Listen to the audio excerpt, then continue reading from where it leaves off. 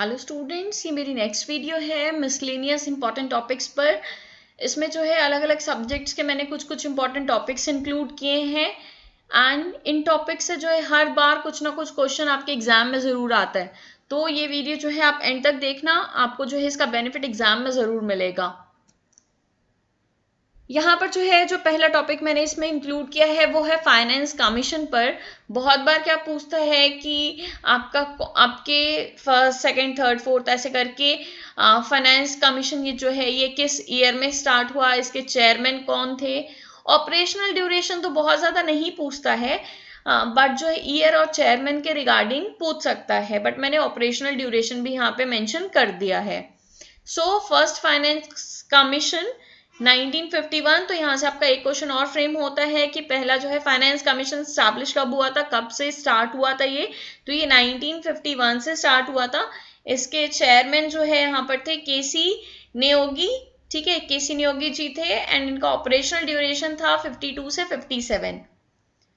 Second 1956 में 5 साल बाद, अब देख सकते हो यहाँ पर 5 साल बाद 1956 के संथनाम, ठीक है, के संतानाम। नेक्स्ट इज 1960, थर्ड वन जो है 1960 4 साल पे, ठीक है। पहला वाला जो था वो 5 साल पे, फिर जो है 4 साल पे 1960 ए के चंदा। देन 1964 पीवी राजा मन्नार, ठीक है, पीवी राजा मन्नार। नेक्स्ट 1968 महावीर त्यागी। 1972 के Brahmananda Reddy. 1977 JM. Shelat. 1983 YB. Chavan. 1987 NKP. Salve. 1992 KC. Pant. 1998 AM. Khusro. 2002 C Rangarajan. 2007 doctor Vijay L Kelkar. 2013 doctor YV. Reddy and 2017 NK. Singh. ये जो अभी भी एन.के. सिंह ही है, तो ये नाम आपको, आप बाकी चीजें याद रखो ना रखो, लेकिन फर्स्ट वाला नाम और लास्ट वाला नाम ये हमेशा आप याद रखना, क्योंकि इससे क्वेश्चन बनने के चांसेस ज्यादा होते हैं। तो लास्ट जो ये आपका 15th है एन.के. सिंह एंड जो आपका फर्स्ट है केसी नियोगी, ठीक है, ये दोनों तो आप एकदम अच्छे से याद रखना। एंड यहाँ पर जो है आप 14th वाला याद रख सकते हो एंड 12th वाला याद रख सकते हो। ये जो है ये दो इंपॉर्टेंट नेम्स है, मीन्स 12, 13, 14, 15 ये तो आप अच्छे से याद कर लो, ठीक है। 12 का सी रंगराजन, 13 का doctor Vijay Kelkar, 14th doctor YV. Reddy and 15th NK. Singh. And one more thing जो है, आपको सारे नाम पता होने चाहिए। मैंने सारे लोग का नाम इसलिए प्रोवाइड किया है क्योंकि बहुत बार जो है ऑड वन आउट करके क्वेश्चंस आ जाता है कि इनमें से जो है कौन अभी तक फाइनेंस कमीशन से रिलेटेड नहीं रहे हैं। तो उस केस में जो है आपको सारा नाम एटलीस्ट एक बार पता होना चाहिए कि कौन कौन जो है आपके फाइनेंस कमीशन से रिलेटेड है। Next one is governor of RBI. इससे भी जो है रिलेटेड क्वेश्चन बन सकता है। तो फर्स्ट वाला ऑब्वियसली एकदम अच्छे से आपको याद रखना है, ऑसबॉर्न स्मिथ जो है ये इंडिया के नहीं है, नाम से ही पता चल रहा है, 1935 में, ठीक है, Osborne Smith. Next one is James Braid Taylor. आप जो है इसका टेन्योर देख सकते हैं। टेन्योर जो है मैंने सिर्फ आपके कंसल्टेंसी के लिए इसमें डाल दिया है ताकि जो है आप इसको सीरियल वाइज याद कर सको। मैं जो है आपको गवर्नर नेम बता रही हूँ। First one is Osborne Smith, tenure था इनका April 1 1935 to June 30 1937। Next is James Braid Taylor, July 1 1937 to Feb 17 1943। Next is CD. Deshmukh, August 11 1943 to June 30 1949। Next Benegal Rama Rao, July 1 1949 to जनवरी 14 1957। Next one is KG. Amgaonkar, January 14 1957 to Feb 28 1957. Next is H.V.R. Iyengar, March 1, 1957 to Feb 28, 1962. Next is PC Bhattacharya. March 1, 1962 से June 30, 1967. Next one is LK Jha, June 1, 1967 to May 3, 1970. Then BN Adrakar, May 4, 1970 to June 15, 1970. S. Jagannathan, June 16, 1970 to May 19, 1975. NC Sengupta, May 19, 1975 to August 19, 1975. Next, K.R. Puri, August 20, 1975 to May 2, 1977. M. Narasimhan, May 13, 1977 to November 30, 1977. आप देख सकते हो सबसे shortest duration, ठीक है, 1977 से 1977 में ही तो यहाँ से एक क्वेश्चन फ्रेम हो सकता है, सबसे शॉर्टेस्ट ड्यूरेशन जो है कौन गवर्नर रहे हैं, M Narasimhan. Next IG Patel, December 1, 1977 से September 15, 1982। मनमोहन सिंह, September 16, 1982 से January 14, 1985। Amitabh Ghosh, January 15, 1985 to Feb 4, 1985।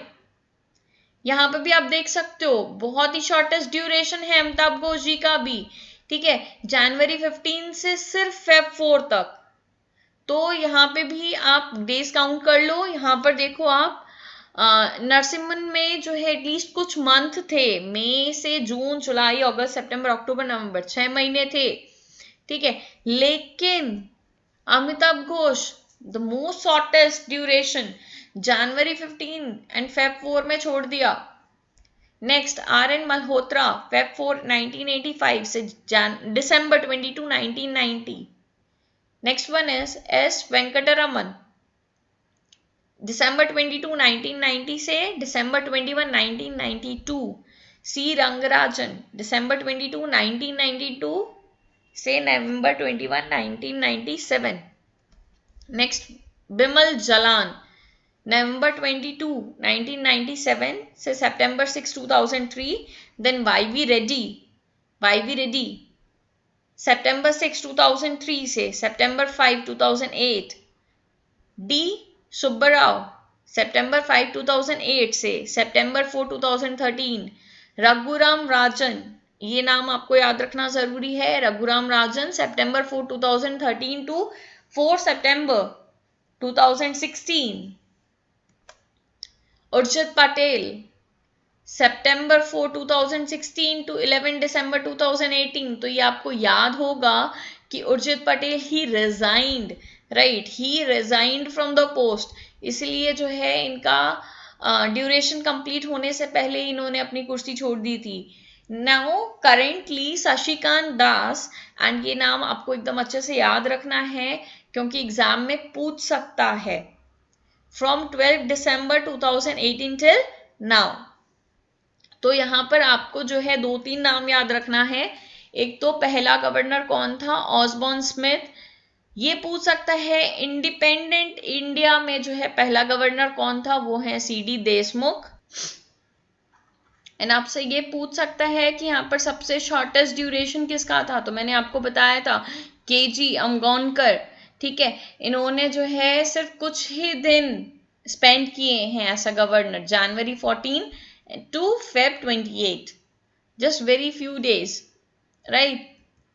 यहाँ पर आप देख सकते हो, बाकी everything you need to memorise, आपको ज्यादा कुछ मेमोराइज नहीं करना है, सिर्फ एक बार आप पढ़ लेना इसको, एंड माइंड में अगर नेम्स रहते हैं, आपने कहीं पे सुना है, तो एग्जाम में जो है क्वेश्चन करते समय स्ट्राइक कर जाता है, एंड जो है ये आपके लिए बहुत बेनिफिशियल होता है। तो आपको अभी शशिकांत दास ये नाम याद रखना है, एंड उर्जित पटेल याद रखना है, फर्स्ट वन याद रखना है, एंड किसका शॉर्टेस्ट है वो याद रखना है। इंडिपेंडेंट इंडिया का जो है, इंडिपेंडेंट इंडिया के कौन सबसे पहले गवर्नर रहे हैं, CD देशमुख, वो याद रखना है।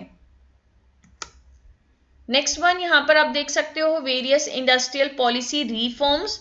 तो आपके जो है इतने IPR रहे हैं। पहला जो है Indian policy, industrial policy 1948, then industrial policy 1956, Then industrial policy 1977, 1980, 1990 and again 1991. तो यहाँ पर जो है आप देखो इंडस्ट्रियल पॉलिसी 1948 से जो 56 का ड्यूरेशन था, वहां पर क्या टारगेट, क्या आपका एंड रिजल्ट था, वो चीज लिखी है। Red tapism in public sector, बहुत ज्यादा पेपर वर्क इन्वॉल्व था पब्लिक सेक्टर में। Progress of private sector not possible, ठीक है, जो यहाँ पर जो पॉलिसी बनी हुई थी इसके वजह से प्राइवेट सेक्टर का प्रोग्रेस जो है पॉसिबल नहीं था। Coordination problem between government and public sector, government और पब्लिक सेक्टर में हमेशा जो है कोऑर्डिनेशन की प्रॉब्लम रही है इस आईपीआर की ड्यूरेशन में। नेक्स्ट जो है हम बात करते हैं 1956 से 1977 के पॉलिसी के बीच का जो रिजल्ट था। Private sector post to backdrop, private sector को और पीछे डाल दिया गया और पीछे थ्रो कर दिया गया। Hampered private entrepreneurs and private sector to benefit of loopholes, जो लूप होल्स थे, ठीक है, जो कमी रह गई थी, प्राइवेट सेक्टर क्या कर रही थी, उसका बेनिफिट उठा रही थी। And state was overburdened. Next policy, no radical changes in foreign collaborations, कोई भी चेंज नहीं था। Fail to limit production of articles, production भी बहुत लिमिटेड थी, ठीक है, बहुत ज्यादा प्रोडक्शन भी नहीं थी। And denying of availability of funds, funds भी बहुत कम थे। नेक्स्ट जो है जो इंडस्ट्रियल पॉलिसी 80-90 के बीच का 80 to 90 का जो एंड रिजल्ट था वो हम देख लेते हैं। Closure of district industries, rate of GDP went down, denying of availability of funds, funds भी नहीं थे, एंड इंफ्रास्ट्रक्चर इंडस्ट्रीज भी अफेक्ट हो रही थी। जो हमारा 1991 तक की पॉलिसी थी, ठीक है, fail to promote small scale industries, हमारा जो है इसकी वजह से मतलब कि इस समय इस ड्यूरेशन में जो है स्मॉल स्केल इंडस्ट्रीज भी प्रमोट नहीं हुई, वो भी जो है लैग कर गई, पीछे रह गई। इसलिए जो है ये सब भी कारण थे जो न्यू इकोनॉमिक पॉलिसी 1991 आई थी। सो स्टूडेंट्स, इस टॉपिक से भी जो है बहुत बार क्वेश्चन पूछ लेता है आपसे, जनरली पूछता है कि आपकी फर्स्ट इंडस्ट्रियल पॉलिसी कौन सी थी, ठीक है। बहुत बार क्या होता है ऑप्शन में 1948 दिया होता है तो वो आपको मार्क करना होता है, लेकिन बहुत बार जो है 1948 नहीं दिया होता है तो आपको 1956 मार्क करना होता है, तो ये ध्यान रखना आप। And the last one is industrial policy 1991। Students, moving on to the next topic, and इस टॉपिक से क्वेश्चन तो आप जानते हो कि आता ही आता है, और एक नहीं कम से कम 3 से 4 क्वेश्चन इस टॉपिक से आते हैं। तो ये जो है टॉपिक मैंने यहाँ पे इंक्लूड कर दिया है ताकि जो है वो 3 to 4 क्वेश्चन जो है आप मिस ना करें एग्जाम में। So starting with the first point, treasury bill, ठीक है, मनी मार्केट इंस्ट्रूमेंट्स हम पढ़ने जा रहे हैं, तो आपने देख ही लिया है। तो इसमें जो है हम पहला इंस्ट्रूमेंट पढ़ रहे हैं ट्रेजरी बिल, जिसका दूसरा नाम टी बिल या फिर जीरो कूपन बॉन्ड भी है। इसकी मैच्योरिटी पीरियड आपकी तीनों हो सकती है, 91 डेज का भी हो सकता है, 182 डेज का भी हो सकता है और 364 डेज का भी हो सकता है। तो एग्जाम में जो है इससे रिलेटेड क्वेश्चन आ चुके हैं। Next one is commercial paper, ये जो है ब्रिज फाइनेंसिंग के लिए भी यूज किया जाता है। एंड इसमें जो है मैं एक चीज आपको बताने जा रही हूँ, जो लेटेस्ट करेंट डेटा है उसके हिसाब से जो मिनिमम डेज है मैच्योरिटी पीरियड का वो 15 डेज है एंड मैक्सिमम 1 ईयर है। बहुत सी जगह जो है आप यहाँ पे 7 डेज पढ़ेंगे एंड मैक्सिमम 1 ईयर पढ़ेंगे। जो मिनिमम 7 डेज है, ठीक है, ये जो है पहले था, अगर जो है एग्जाम में अगर आपके ऑप्शंस में 7 डेज लिखा है, 15 डेज का ऑप्शन नहीं दिया है, तो वहां पे आप 7 डेज मार्क कर सकते हो।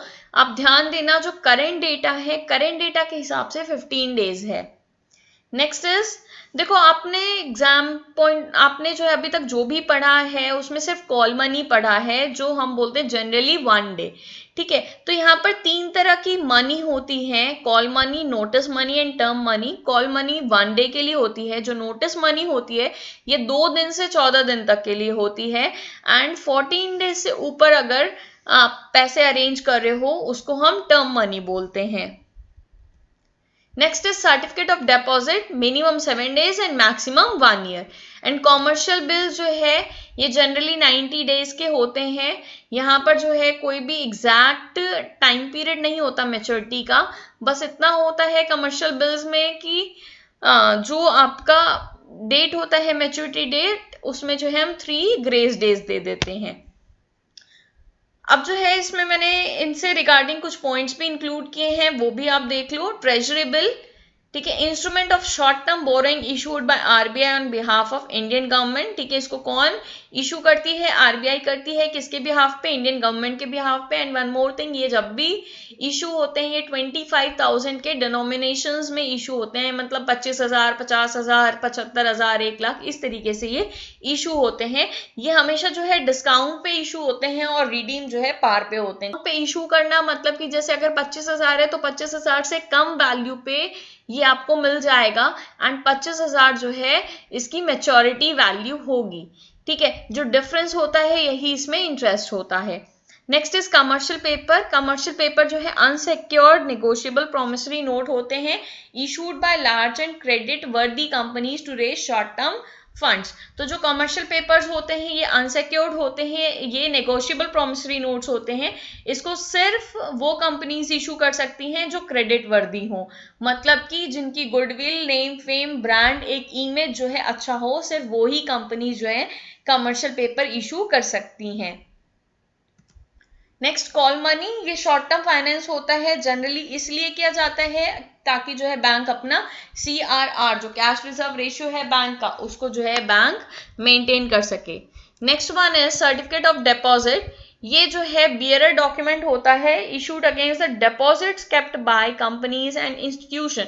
अगर जो है आप कोई पैसा जो है ले जा करके जमा कर रहे हैं, जैसे हम बैंक में FD वगैरह खुलवाते हैं तो वहां पे पैसा ले जाके जमा करते हैं तो FD मिलती है हमें, वैसे ही सर्टिफिकेट ऑफ डिपॉजिट होता है। अगर आप किसी कंपनी वाले को पैसा दे रहे हैं उसके बदले में क्या होता है, आपको सर्टिफिकेट ऑफ डिपॉजिट मिलता है एंड मैच्योरिटी पीरियड पे जो है आपको जितना पैसा आपने दिया है उससे ज्यादा जो है, मतलब उसमें इंटरेस्ट ऐड होकर के आपको पैसे वापस मिलेंगे। Next is commercial bill. Commercial bill क्या होता है? शॉर्ट टर्म इंस्ट्रूमेंट होता है to finance working capital requirement of the business. अगर आपने उधार सामान खरीदा, आपने बिल बना करके दे दिया कि हम इतने महीने बाद जो है पेमेंट कर देंगे, तो ये जो है कमर्शियल बिल आपका वही होता है जो बिजनेस ट्रांजैक्शंस, जो शॉर्ट टर्म ट्रांजैक्शंस होते हैं, जो वर्किंग कैपिटल नीड्स होती है, ठीक है, ड्रॉई की मर्जी से जो है ये बिल बनता है एंड इसके बेसिस पे जो है आप पैसे अरेंज कर सकते हो। ठीक है, कुछ मोहलत मिल जाती है, कुछ समय के बाद आप जो है पेमेंट कर सकते हो। Thanks for watching the video, keep studying, keep rocking. And जो है मैं ऐसे ही एक वीडियो और मैं अपलोड करने वाली हूँ जिसमें मैं बहुत से इंपॉर्टेंट क्वेश्चन, सिर्फ MCQs, ठीक है, there will be a lots of MCQs in that video. And वो वीडियो जो है आप एग्जाम के पहले एक बार जरूर देख लेना, हो सकता है कि उसमें से ढेर सारे क्वेश्चंस आपको एज इट इज एग्जाम के पेपर में मिल जाए। So keep studying, keep rocking, have a good day, bye bye.